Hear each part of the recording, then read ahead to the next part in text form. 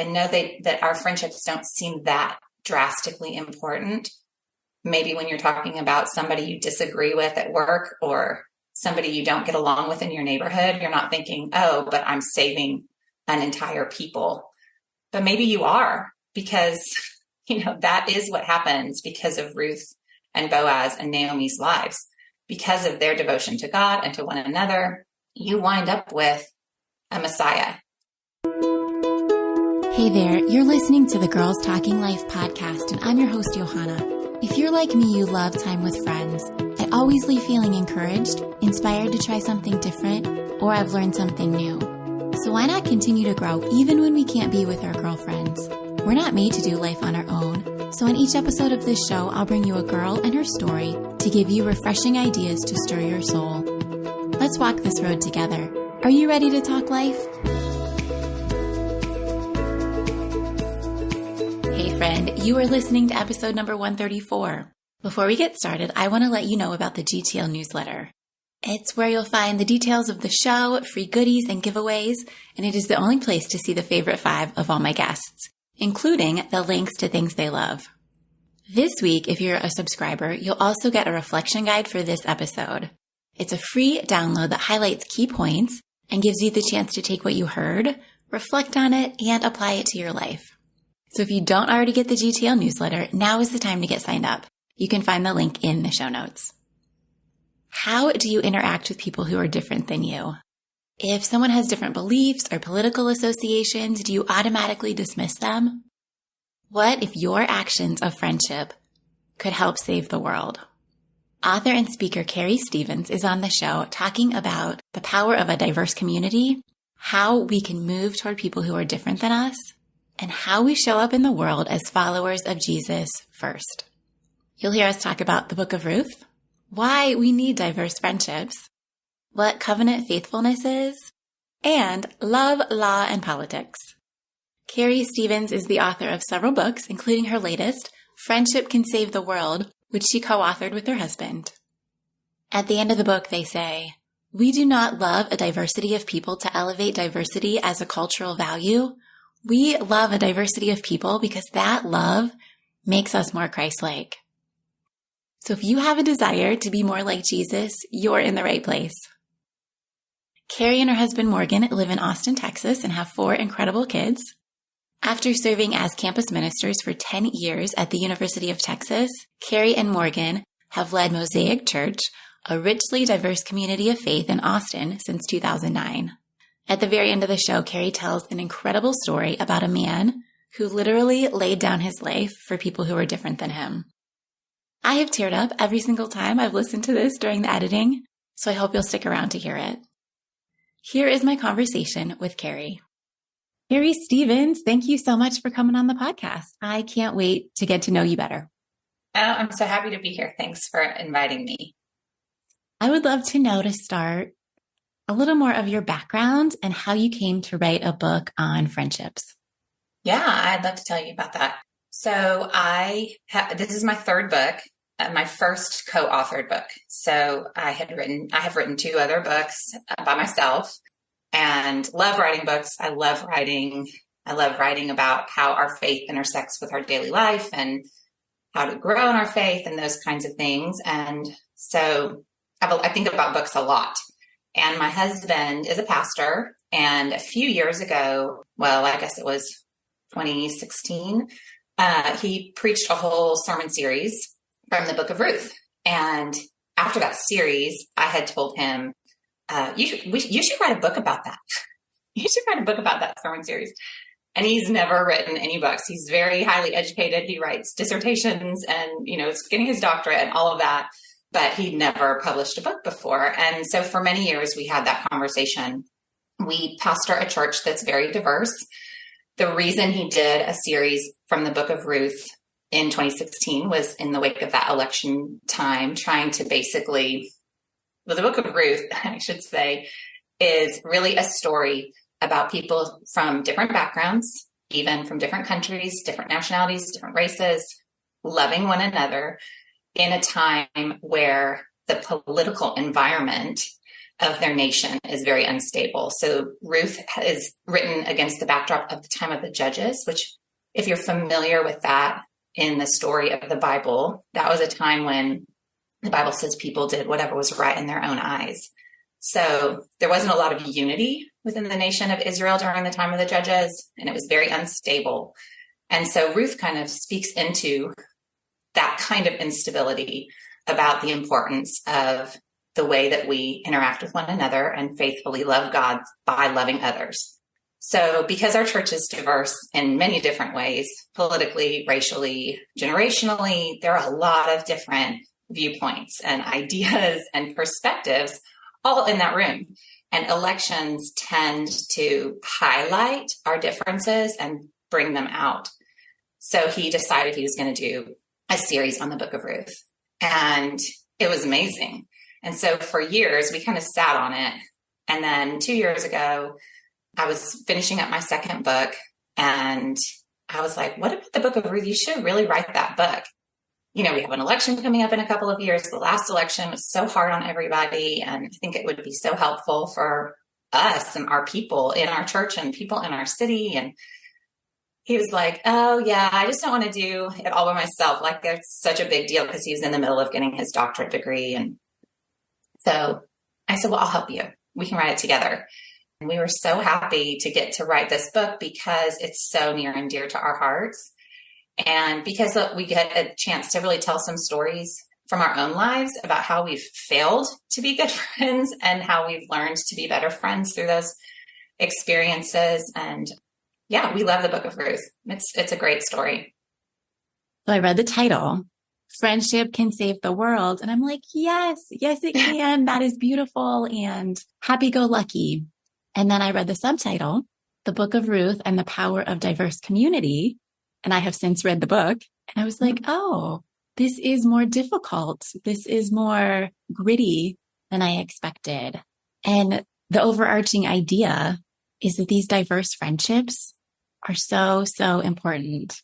Why do they matter, Carrie? Like, why do we need a diverse group of people around us? Yeah, I think that you could go from a sociological standpoint and find lots of data, even outside of faith reasons, that interacting with and getting to know people who are different than you is important for us as a society. But from a Christian perspective, primarily, I would say that you have to start from a place of understanding that we have a diverse God. So we have a triune God. He's three distinct, unique persons.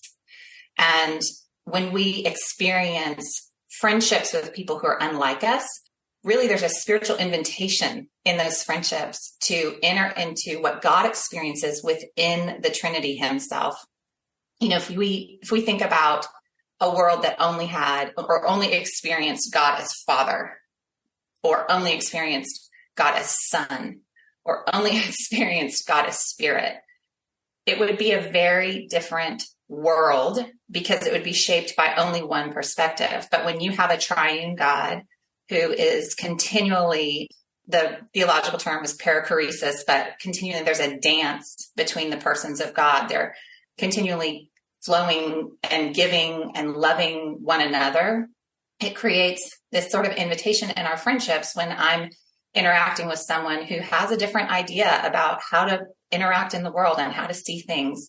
I can usually find out something about God from that different perspective or that different experience, because God loves each one of us, right? Like distinctly and uniquely. And so those diverse friendships shape us. They help us to be more like God, because God is capable of loving me and my background and someone totally unlike me.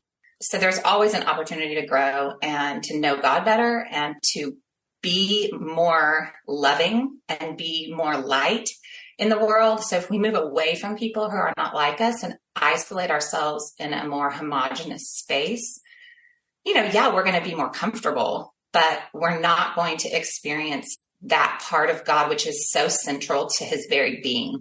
That's so good. And you're right. It is not always as comfortable to step out and be friends with people who aren't like you. I wish it was easier. Totally. Me too. So your book is completely based on the Book of Ruth.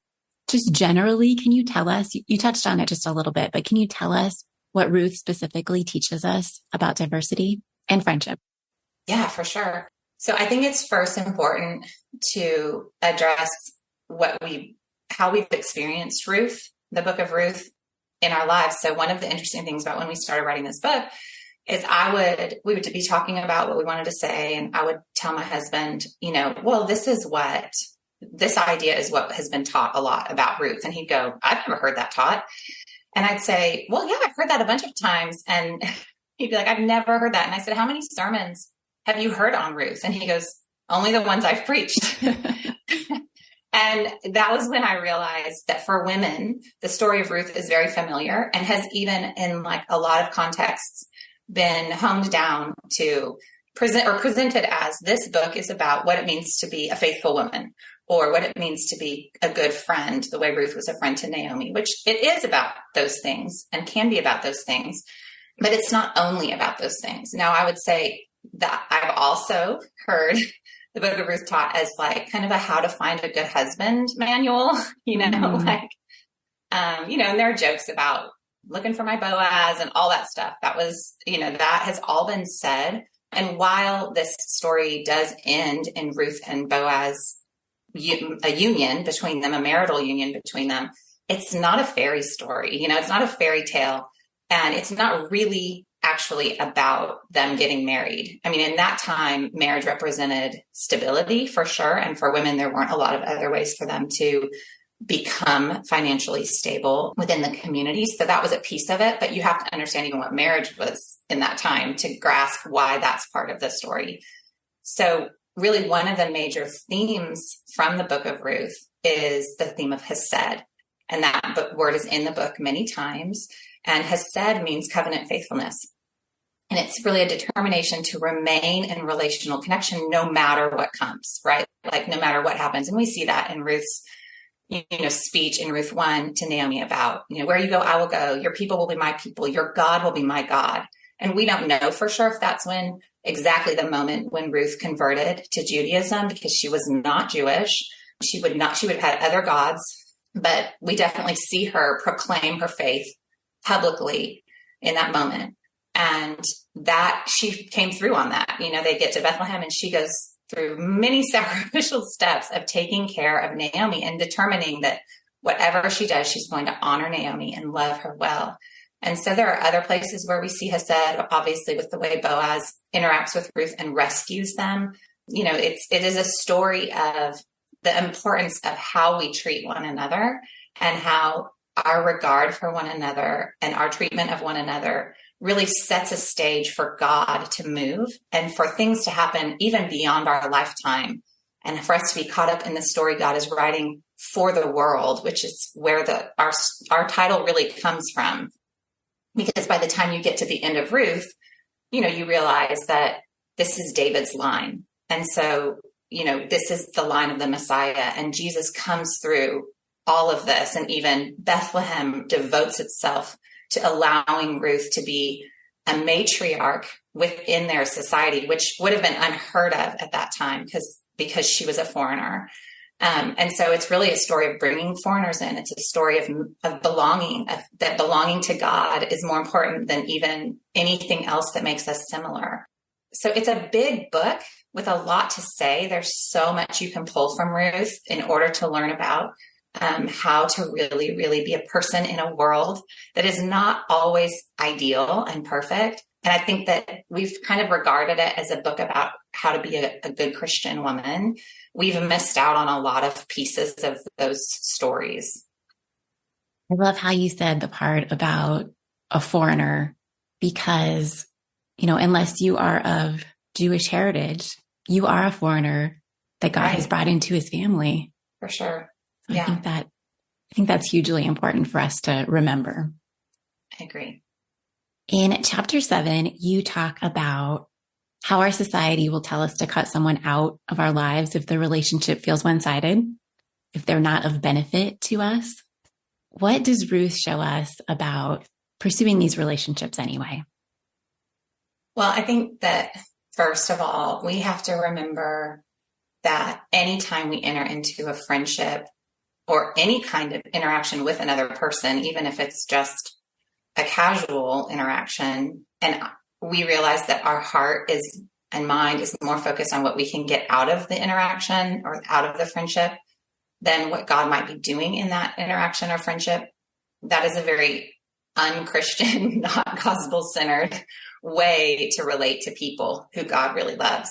And even if you're talking about a person who's not a Christian or who has very different beliefs than you, or is a completely different religion or a different denomination, or who you disagree with on every single thing you've ever talked with that person, if you just, now obviously we are not talking about abusive relationships, that's a different thing, but if we're just talking about people you just don't connect with or you don't agree with, to remove that person from your life, you're really removing an opportunity to grow, to love people better, and to be more humble, and to learn why maybe even you do believe what you believe, or why your voice does matter, or why that person's voice matters, or maybe that there's something you've missed in your experience because you weren't exposed to things they were exposed to. People usually wind up with certain particular strong ideas, perspectives, or beliefs for a reason. And so to hear their stories means you might be able to understand your own a little better too, and to communicate better with other people and find some common ground. I mean, you just never know what God could do.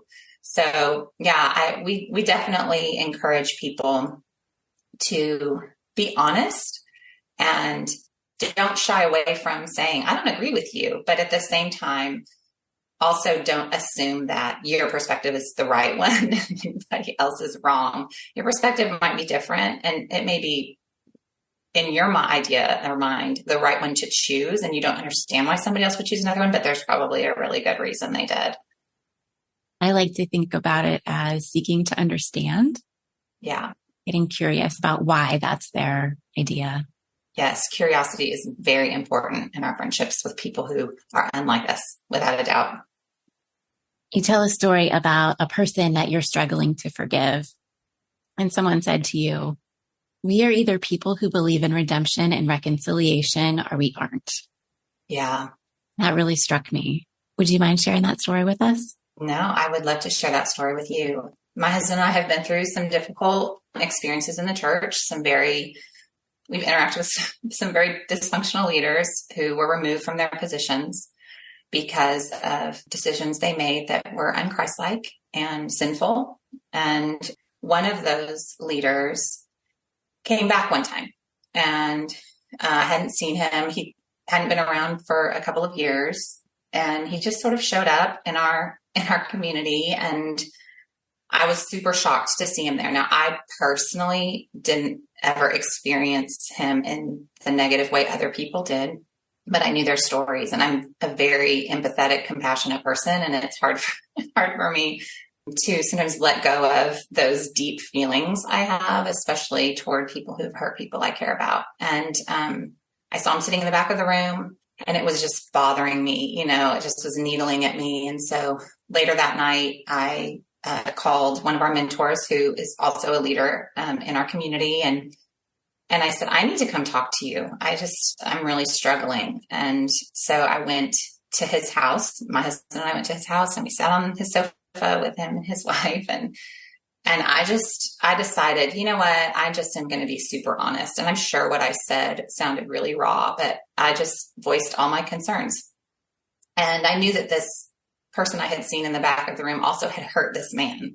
And so I voiced all of that, and he listened to me and validated that all of my feelings were completely understandable and valid. And I said, I just want to know that he's never going to have a position. I don't mind him being here and present, but I want to know that he's never going to have a place of authority ever again. That's what I said. And he said, I understand why you would say that. He said, but I just have to be honest. I cannot guarantee that in the course of this man's lifetime, he will not be interested with a leadership position again. He's not right now. We have no plans to do that. But he said, that would be wrong of me to tell you something that I don't know for sure is the thing. And he actually went into a history of some other churches that he knew of where leaders had returned and been restored. And he told these amazing stories of these redeemed leaders, and he's like, and that's when he said to me, he goes, at the end of the day, we either are people who believe in redemption or we aren't.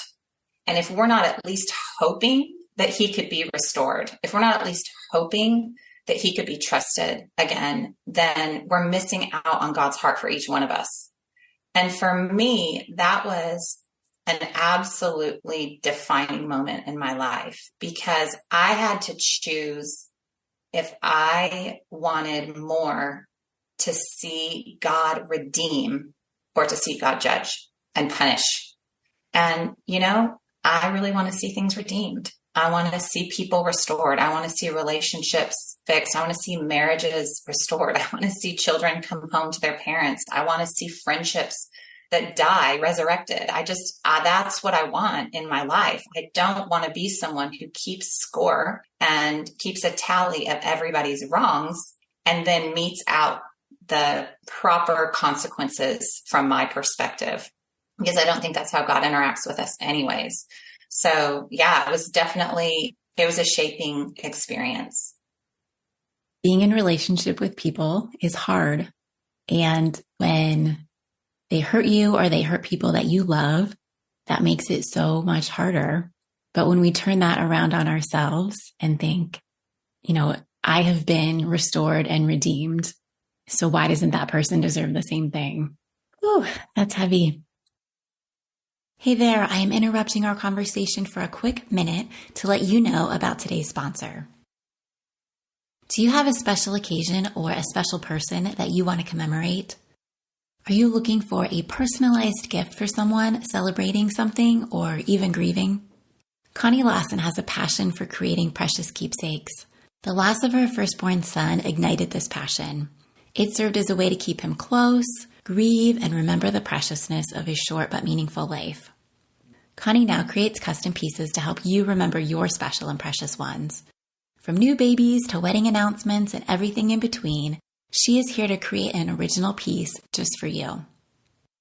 Visit her website, weedsseedsbeautifulthings.com, to choose a print from the pieces she's already created or to begin the conversation with Connie about the design of your custom piece.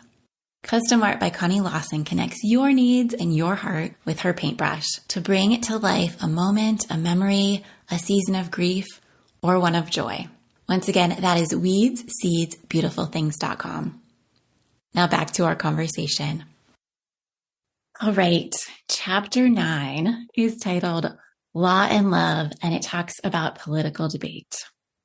Yeah. Carrie, we find ourselves again in an election year. What does it look like to honor God in law and love, especially as it relates to politics? Yeah, I think that it's important for me to say, first of all, that the Book of Ruth doesn't necessarily align itself with either American political party. Anytime you try to overlay the Bible with our current political landscape, you're doing a disservice to us all. So the Bible is not Republican or Democrat or independent or Green Party or Tea Party or whatever. It's just not. It is not that kind of a book. That being said, the Bible does have a lot to say about the importance within our own lives of living in society as people of Jesus who offer light and love to the world around us. The Bible also doesn't necessarily say that politics don't matter, because clearly from the stories in the Bible, and even Jesus references different current events in some of his sermons, if you want to call them sermons, or answering questions from people. So paying attention to what's happening in our society and in our politics is very important. And anyone who is attempting to do those things, I just champion and love. But when we look at Ruth, as I said before, it was the time of the judges. So there's no king over Israel. There's no one really in charge who is noble or ethically minded or particularly powerful to influence the country in a way that leads people back to God. And so it's the Wild West. The time of the Judges, if you want to think of it as in American history, it's living in the Wild West. There might be kind of a marshal in town, but he's not necessarily capable of leading well. And so that's what's happening in the Book of Ruth. So when we look at it from that perspective and we see the stories in there, we definitely can see how the personal choices of each person add up to a society that either is going to honor God. And that's not to say that I think that government should be aligned. I agree with separation of church and state, but as far as like a society that brings life or a society that brings death, let's say it that way. So, you see with Ruth, for example, she makes a lot of decisions that seem conservative and some that seem liberal.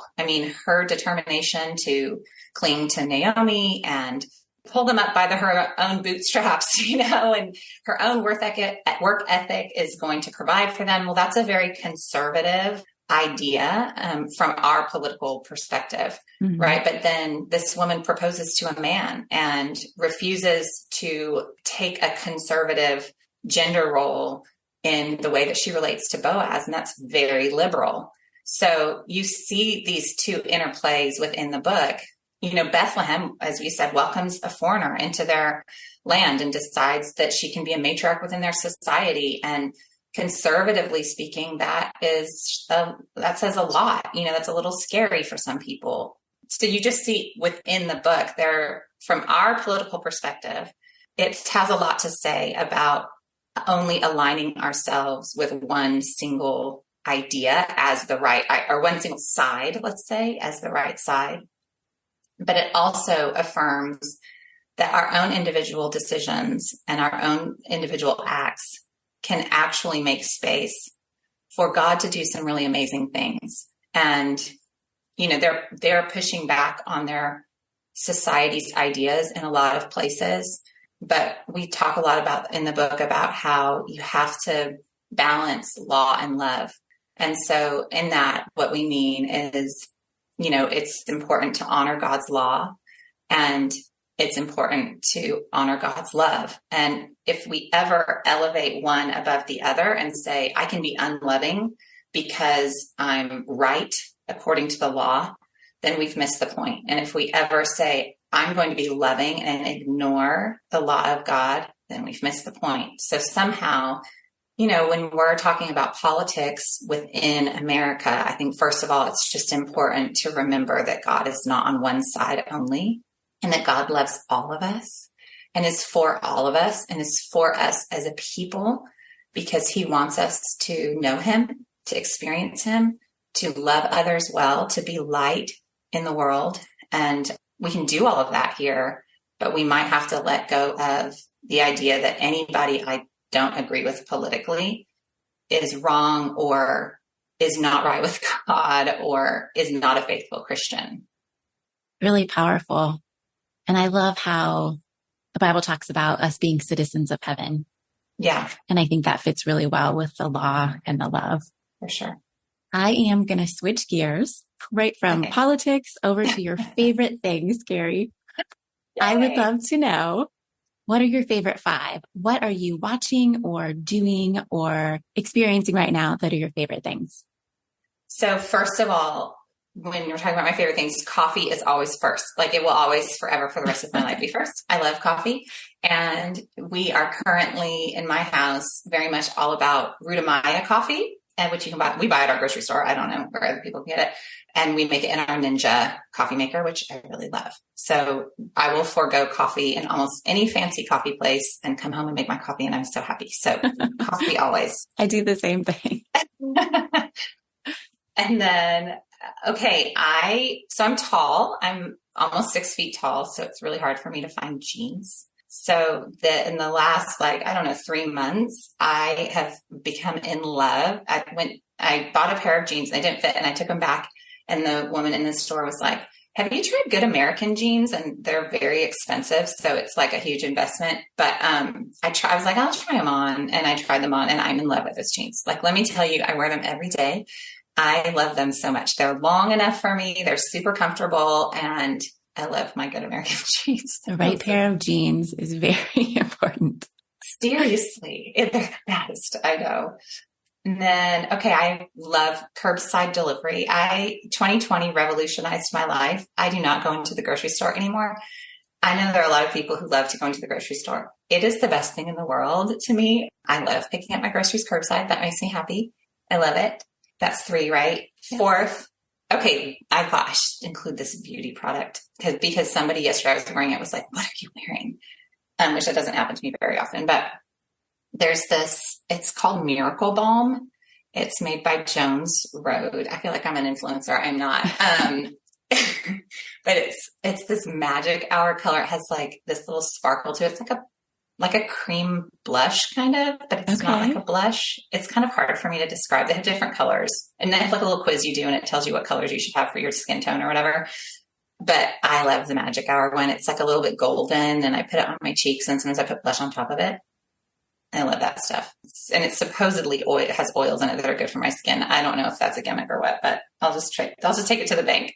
It's true. That sounds really great for the winter months. Just it's to brighten things up. Yeah. Yeah, but it's not as dark as like a bronzer. So it's very subtle. Yeah. I like it a lot.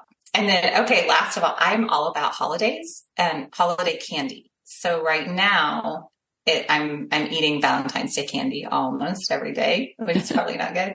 But my kids and I are obsessed with the cinnamon gummy hearts. And I can't keep them in the house. Like we just keep eating them and eating them and eating them. So that's my 5. Those are terrific. Thank you. You're welcome. All right. I'd love to hear a final thought from you on how we can move toward friendship with people who are different than us. We've already said it's tricky. It a lot of times takes us outside of our comfort zone. It can mean that we disagree about fundamental things that we believe, but we want our friendships to better the world. Yeah. I think as followers of Jesus, that is a goal of ours. So how do we move toward people who are different than us, Carrie? Yeah, well, you hit on one earlier, which is being curious. I think that is unbelievably important. When you realize someone has a different idea or view or background, really genuinely asking them like, so, tell me about that is very important, and listening to them and not like cutting them off and then telling them what you think, but really letting their viewpoint exist in the space between the two of you. And even if you don't agree with it, saying, I can see how you probably got there. That's really interesting. It's just important. Validating that their experiences are their own is important. So curiosity is one of them. I think it's important, particularly this year with the election, to remember that there is a difference between an opinion and an absolute truth. And that we often think that our opinion is an absolute truth, and it usually is not. If there are people disagreeing with us, that probably means that there are different ideas about what would be best in a situation, and that maybe we're all a little bit right and all a little bit wrong is a good way to kind of navigate those spaces. Like we might all be missing something a little bit, and make space for that in your own. I think that requires a lot of vulnerability and humility. Those are important characteristics of Christian life anyways, but even more so when you're talking about people who are different than you. And then there's a story we share with people a lot. I don't think it's not in the book, but we share this story with people a lot in line with kind of that story that I told about that leader, remembering who we really want to be in the world first. Like you said, even citizen of heaven, or you would want people to know that you're a Christ follower before they know your political party or your education or your, ideas about socioeconomics or whatever, that you would first want them to know that you are a person who loves God and wants to honor him with his life. And how do you go about interacting with people so that that's what they experience from you first? There's a story about Metropolitan Kirill. He was a religious leader, a Christian leader in Bulgaria during World War II. And in 1943, the Bulgarian government had decided to they'd come under Nazi pressure and had decided to start deporting the Jewish people within Bulgaria, the Bulgarian Jews, into Germany to go to the camps. And there was a lot of outcry about that from the Christian people of Bulgaria, but they loaded up 1,500 Jewish people on these trains in order to send them to the death camps. And Metropolitan Kirill went and tried to get on the train with them. And he was not Jewish. They would not allow him on the train. They kept pulling him off. And when he couldn't get on the train to be with them, he went to the tracks in front of the train and he laid down on them and he started just speaking very loudly. And what he was saying was, he was quoting Ruth 1, and he was saying, where you go, I will go. Your people will be my people. And he just kept saying it again and again and again. Your God will be my God. Your people will be my people. Where you go, I will go. And he's quoting Ruth in Ruth 1:16. And because he did that, the Bulgarian government decided not to send the trains. And they were the only nation that was under Nazi pressure that did not send any Jewish people out of their country to the death camps, and no Bulgarian Jews were killed. So, I think like when you think about making difficult sacrificial choices, that's who we want to be, right? Like, who do I want to be? I want to be someone who experiences that kind of love from my life and my choices. I want people to say, oh, when I needed someone to lay down on the tracks and devote themselves to making sure I was going to be okay, Carrie is willing to do that.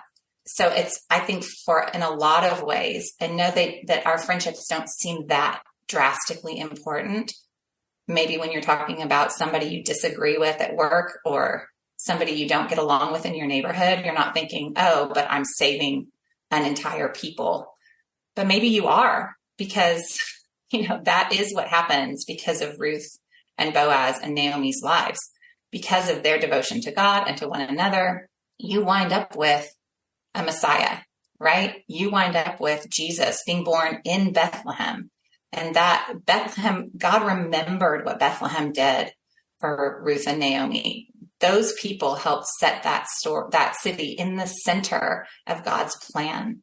His son was born there. So, we don't know the bigger picture story that's going to happen because we lay down on those train tracks, right? Because we say, if you're going through it, then I'm going through it. Like if they're going to kill you, they're going to kill me. If they're going to talk bad about you, they're going to talk bad about me. If they're going to ignore you, they're going to ignore me. So I think that remembering who we want to be is just so vital. That is an amazing point to end on. A beautiful story and a great question to ask yourself. Am I representing Christ in the world? Is that what people know of me first? Yes. Carrie, thanks so much for coming on. Thank you for taking on the challenge of writing a book about tough subjects. And thanks to your husband who took your nudge and agreed to write such a book, because we need it. And it is helping to save the world.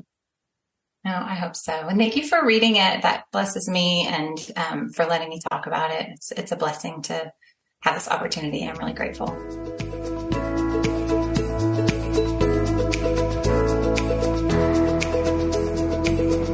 Thanks for listening. I loved so much about this conversation with Carrie, but there were two things that struck me the most. The story she told about the dysfunctional leader who came back to her church, and she had to decide what she wanted more. God's judgment and punishment, or his redemption and restoration? That is a tough question to sit with. We want them both, but what do you want more? The second is how we want to show up in the world. What do people experience of you first? Is it evident that you're a follower of Jesus? All the ways to connect with Carrie are in the show notes for this episode. Grab a copy of her book to take a deeper dive into the Book of Ruth, and you can read more of her writing at carriestevensauthor.com. If you're not already a GTL newsletter subscriber, sign up to make sure you receive the free reflection guide for this episode. Friend, don't let the conversation stop when the show is over. Share your story and start your own conversations with the girls in your life. Let's be people who offer world-saving friendship. I will see you back here in a few weeks. Thanks for tuning in.